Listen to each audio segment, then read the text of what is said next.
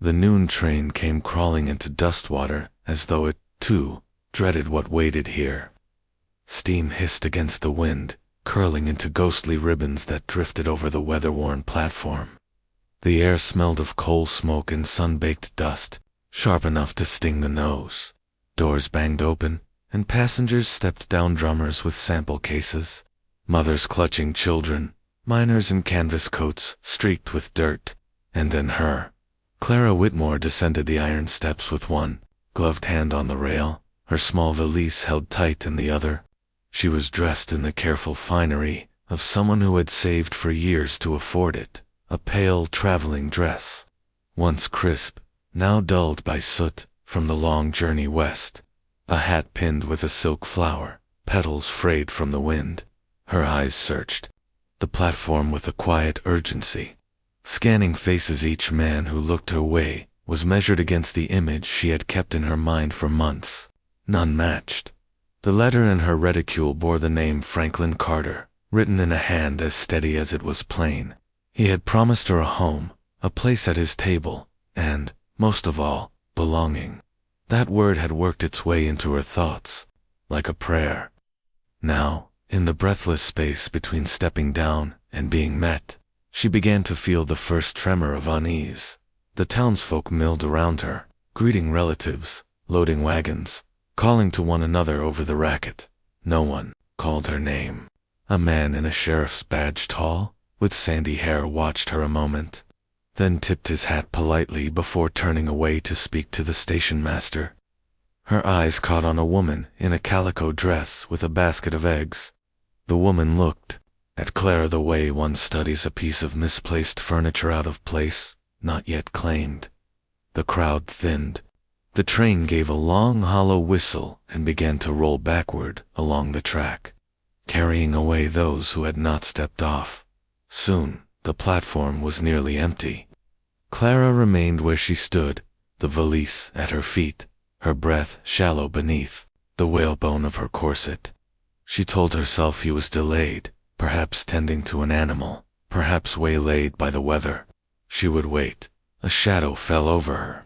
The calico woman stepped closer. "Miss, you here for someone?" Her voice was not unkind, but it carried the curious tilt of one who enjoys a story. "Yes," Clara said. "Mr. Franklin Carter. He was expecting me." She tried to keep her voice even, but the words snagged in her throat. The woman's expression shifted just enough for Clara to notice before she nodded toward the street. "Why don't you come along to the boarding house? I'm Martha Penrose. We'll find out what's what." Inside the boarding house, the air smelled faintly of boiled potatoes and lamp oil. Martha showed her to a narrow room with a bed tucked against the wall, a basin on a washstand, and a single window looking down onto the street. Clara set her valise on the quilt and smoothed her gloves against her skirt. Downstairs in the dining room, conversation slowed when she entered. A miner at the far table muttered something to his companion, who chuckled low. Two women with sewing on their laps glanced her way, then bent over their work again, lips tight. The sheriff appeared in the doorway, hat in hand. He introduced himself as Jed Holloway, asked her to sit. His tone was measured, careful, like a man stepping onto uncertain ice. "Miss Whitmore," he said, "I believe I know the gentleman you came to see. Franklin Carter lit out 3 weeks back. Heard he was chasing a gold strike up north. Left. No word about expecting company." The air in Clara's lungs seemed to turn thick. She straightened her back, forcing herself to meet his gaze. "I see," she said. The words were small, but steady. She would not give them the sight of her crumbling. Jed cleared his throat. "You got folks back east you can write to? Someone to send for you?" "I'll manage," she said. And that was all. That night, the boarding house walls felt too thin. Laughter and footsteps traveled through the boards. Voices carried up from the street, some sharp with drink. Clara sat at the small desk, the letter from Franklin unfolded before her. She read it once, twice, as if some new meaning might surface, some hidden code explaining his absence. There was none. She was roused by the creak of the front steps. Boots heavy, deliberate climbed toward the porch. She froze, listening. A knock, then Martha's voice downstairs. "Evenin', Elias." A low reply she couldn't make out. The door closed, and footsteps receded. In the morning, she found a small parcel outside her door, wrapped in brown paper, tied with twine. Inside, a loaf of bread, a small tin of coffee, and a scrap of paper with only a few words, written in an unadorned hand. "For the long journey ahead, wherever it takes you." No name. Work was scarce. Shopkeepers offered polite refusals, saying they had no need for more hands. A seamstress took pity and gave her a bundle of torn children's clothes to mend. She worked in the alley behind the general store, needle flashing in the dusty light, earning enough coins to cover the cheapest meals. Passersby sometimes paused to watch, some with curiosity, others with the quiet satisfaction of seeing a stranger. Made small. One afternoon, crossing the street with her sewing bundle, she noticed a man outside the livery, tall, broad-shouldered, with the kind of weathered face the sun carves into a man over decades. He was watching her, though not in the way others did. His gaze was steady, without pity, without the calculating glint she had come to dread. It was the same hand that had penned the note, she was sure of it. When their eyes met, he touched the brim of his hat, then turned back to his horse without a word. By week's end, whispers had grown. "That's the bride no one came for," someone murmured at the pump. "He saw her picture, must have thought better of it," another said, not bothering to lower his voice. Clara kept her chin level, but the words worked their way into her bones, heavy as stone. One evening, rain came hard and sudden, hammering the roof. Clara sat by her window, the lamplight pooling over her sewing. In the glass, her reflection looked pale and far away, like someone glimpsed through fog. Below, on the darkened street, a wagon lamp glimmered briefly, before disappearing into the night. She could not see the driver's face, but she thought of the bread, the coffee, the nameless note, and the man's steady eyes at the livery. Somewhere in the night, the rain eased to a whisper. She let the needle rest in the cloth, and sat very still, listening to the quiet settle back over Dustwater. She had not come here for this half-life of murmured judgment and empty rooms, but she could not yet bring herself to leave.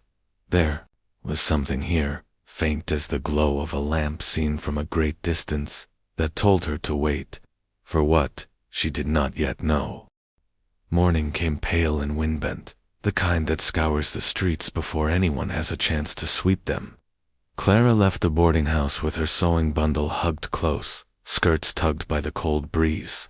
She had shirts to deliver to the blacksmith's children, payment to collect in the form of 2 silver coins, and a loaf of bread.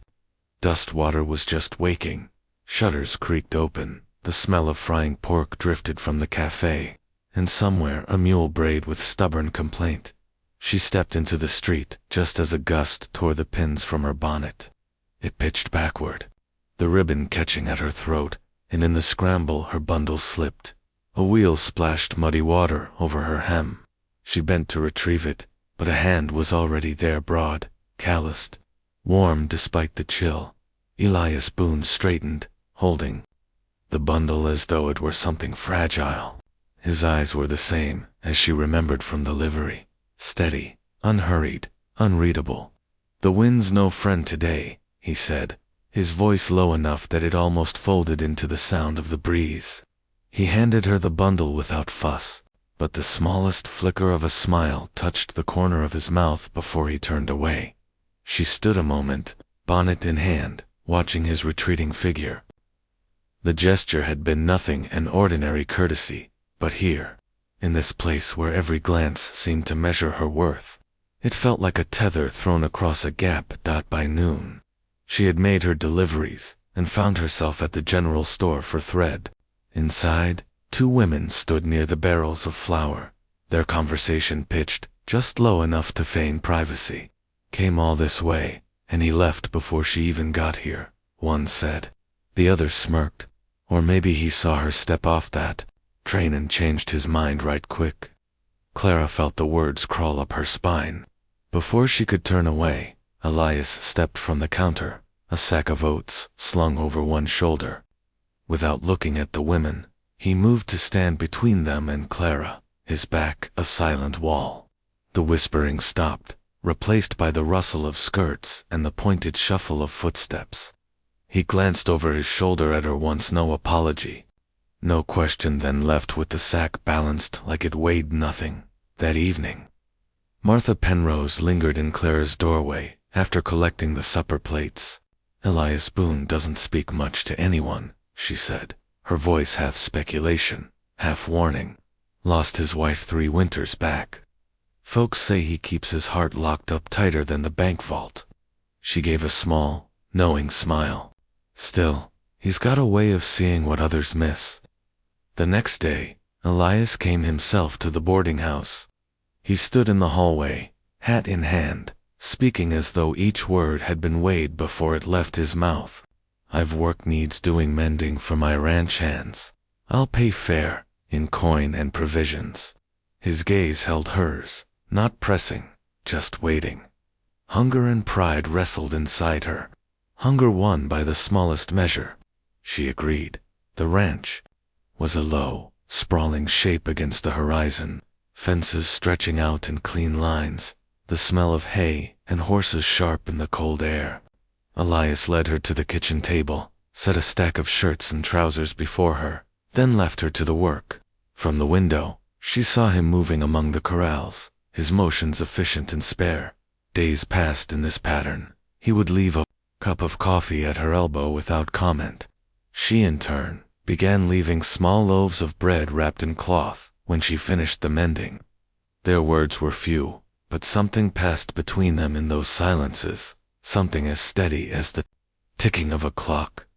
One late afternoon, the sky bruised over with the color of an old storm. The wind rose, carrying the scent of rain and distant lightning.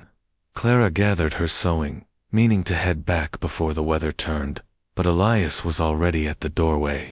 "It'll break hard," he said. "Best you stay." The storm came fast-wind, howling like a living thing, rain lashing against the windows, thunder splitting the air. Elias lit the fire, its light throwing gold into the shadows. For the first time, they sat across from each other without the barrier of work between them. She told him about the train ride west, the nights spent staring at her reflection in the dark glass, imagining the life that waited. He listened without interrupting, hands loosely clasped on the table. When she faltered, he spoke of his wife, how she had been ill for months before the fever took her, how the quiet after had been harder to bear than the loss itself. His voice was steady, but there was a weight in it that matched the slow roll of thunder outside. They did not speak of Franklin Carter. They did not need to. The storm eased toward dawn, leaving the land washed clean.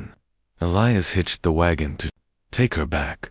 The road into town was slick, the ruts filled with rainwater that mirrored the sky. As they passed the boarding house, Martha Penrose stood on the porch, arms folded, eyes following the wagon with a small, almost satisfied tilt to her head. Whispers shifted in the days that followed. They were no longer about the bride left behind, but about the woman seen riding in with Elias Boone.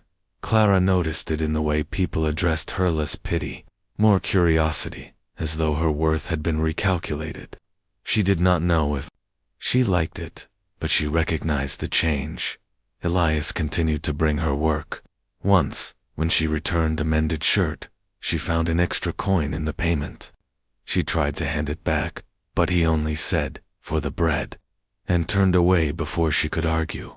In the quiet of her room, she considered the slow shift in her days, the way the mornings felt less hollow, the way the sound of boots on the boarding house steps no longer made her brace herself. She thought of the note with no name, the steady hand that had caught her bundle in the street, the man who stood between her and the weight of other people's words. One evening, she lingered at the ranch after finishing her work, watching the last light burn along the fence rails. Elias came from the barn, wiping his hands on a rag. "You'll be riding back in the dark," he said. "I don't mind," she replied. He studied her a moment, then nodded toward the porch. "Coffee, before you go." They drank in silence, the night air cool on their faces, the sound of crickets rising in the distance. There was no need to speak of what might come next. It was enough, for now, that the wind had shifted, carrying with it the scent of rain not yet fallen when she finally left. The lantern light from his porch followed her down the road, a small, steady glow in the dark.